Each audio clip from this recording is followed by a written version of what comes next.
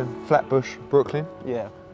Near where life started for you, or you've been all your life? Yes. Talk to us about life around here.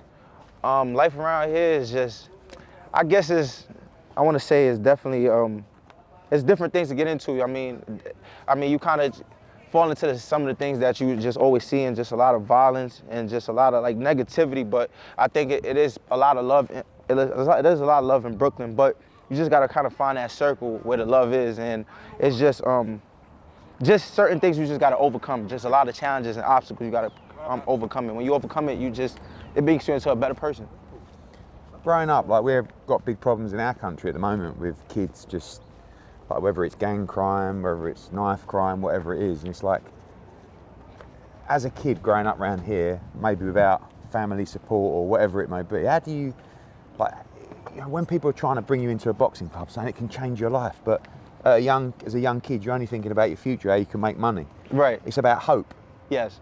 How do you have hope? Right, you know, is that one of the problems? I feel like you're one of the kids that can talk to kids. Yes. You know, you're a young man now that's been through it. Yes.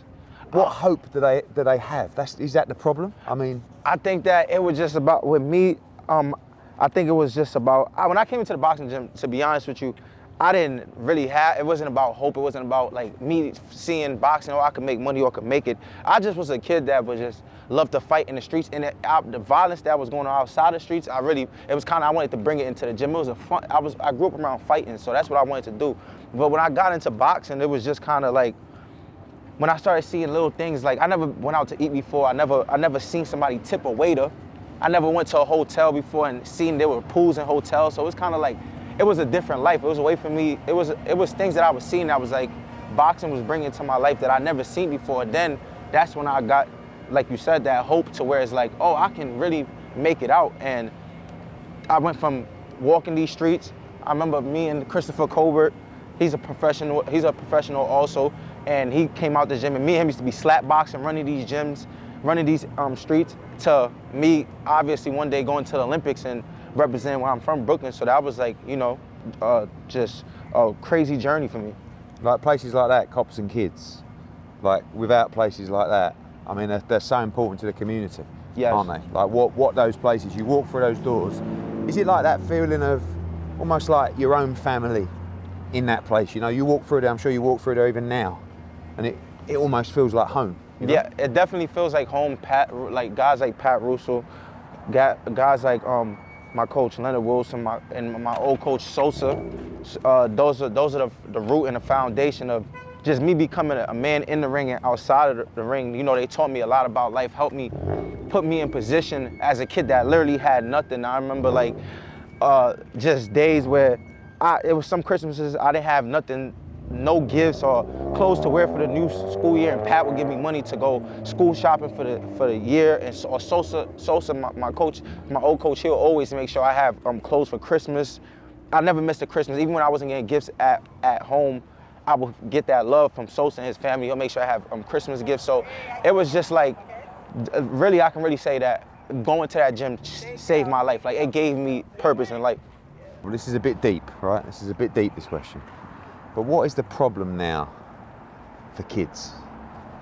Like, I feel like, when we talk about the UK, everyone, it seems like they want quick money. They're looking at Instagram, social media, yeah. And I'm worried about the future. For someone with kids, you're going to have kids one day as well. Yes. But you're someone that can talk to these kids because you've been there, you've been in that situation. But what do you feel is the problem? I think the problem with that, honestly, I just feel like it's just what we around, and we're just like, the world is about, it's a lot of followers in the world. We're followers by nature, you know? So, and I think that kids see what's going on out here, like you said, with Instagram, social media, and want that instant gratification. I was one of them kids that it was kind of like by destiny, instead of being in front of the building with all the kids hanging out and just trying to like do negative things to get money, and because a lot of guys I grew up with, they was getting a lot of money. It was 16-year-olds already driving cars where I'm from and things like that. But for some reason, the love I was getting at the boxing gym, the atmosphere was kind of different. In that time where they was from 3 p.m. to, I want to say, 6 o'clock, when they was in the streets after school, I was here in this boxing gym and it just changed my life for good. And that's all the things that boxing and clubs can give to young kids. Discipline, respect, manners, Hope. hope. Yeah. People see, a lot of people see the negativity in boxing, but they don't see the positivity as far as like, it's an outlet to change your life. You know, boxing does a lot of things. It keeps kids out of the street, it saves lives. It gives people, like you said, discipline, a certain like perspective on like life and how to just be better as a person. Cause without boxing, I probably would never been the person I am now. Just being humble towards people, cause like you need people to get to a certain extent to get to where you're going, and you need to treat people good. So it just showed me that just boxing just changed my life. And like I said, walking to that gym at 12, 13 years old, it wasn't a decision that I made knowing that it would get me here. It was just something that just along the way, I just seen how it changed my life. And I like literally thank myself, that 13-year-old version of me that literally made the decision every day just to come to the boxing gym. Like I said, I didn't know I would be an Olympian. I didn't know I would be standing with Eddie Hearn as an undefeated professional, but it just happened, and it was just a young kid wanting to find that love. But you're an advocate as well to parents. You don't have to walk through a gym just to become a champion, right? It's all the other things that it can give you as well. Right. You know, 99.9% of kids that walk through a gym will never lift a championship belt. Yeah. But it's more than that. For sure. I mean, our gym, the Cops and Kids program, it helps kids like with their school homework.